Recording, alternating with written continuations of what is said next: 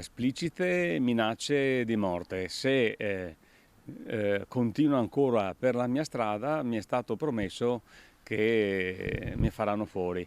E questo naturalmente sono minacce anonime, arrivate con una lettera anonima. Sta di fatto che dal giorno dopo del deposito della querela ho spesso i carabinieri che passano sotto casa. Probabilmente qualcuno è anche preoccupato di questo tipo di minacce. Volto storico dell'ambientalismo e animalismo veneto, Andrea Zanoni esce allo scoperto e rivela il quadro di intimidazione al quale è sottoposto da qualche tempo. Gli inquirenti stanno indagando a tutto campo per capire chi possa celarsi dietro la missiva. La rivelazione arriva nelle ore in cui il nome di Zanoni compare nella lista delle persone, politici, VIP, manager e non solo, di cui il finanziere Pasquale Striano, accanto a una rete di una quindicina di persone, avrebbe cercato informazioni entrando in archivi riservati anche dell'Agenzia delle Entrate, il famigerato database Serpico. Subito mi sono chiesto, ma chi è che avrà chiesto a questo finanziere di Roma, che io non ho mai conosciuto in vita mia,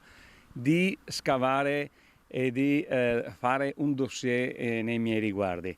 E chi è il mandante? Domanda a cui lo stesso Zanoni cerca di rispondere e c'è da capire se minacce e dossieraggio siano in qualche modo collegati. Ad esempio, da un anno a questa parte mi sto occupando in maniera molto approfondita della questione della superstrada pedemontana veneta. Questo è un affare grosso, questo è un affare molto importante, è un cantiere importantissimo. Il dossieraggio abusivo avrebbe riguardato, oltre a Zanoni, altri veneti, come il sindaco di Venezia Luigi Brugnaro, presidente del Movimento Nazionale Coraggio Italia, la ministra padovana Maria Elisabetta Alberti Casellati, il collega Adolfo Urso, la senatrice vicentina ed ex ministra Erika Stefani, il medico trevigiano Giorgio Palù, ex presidente di AIFA, l'Agenzia del Farmaco, che sul Corriere della Sera ha affermato come la cosa non lo preoccupi. Non ho nulla da nascondere, ha detto Palù. Nella lista anche l'ex manager della Benetton Gianni Mion, e mentre Matteo Salvini parla di un attacco alla democrazia e Forza Italia di uno scandalo, è partita un'inchiesta da parte della Procura di Perugia.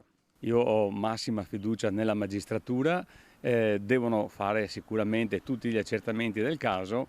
Sta di fatto che è abbastanza inquietante sapere che c'è chi vuole scoprire non si sa che cosa. Io sono tranquillissimo perché non ho nulla da nascondere. Probabilmente avrò pestato i piedi a qualcuno perché mi occupo molto di grosse infrastrutture, mi occupo di reati ambientali e probabilmente qualcuno mi voleva fermare e naturalmente non c'è riuscito.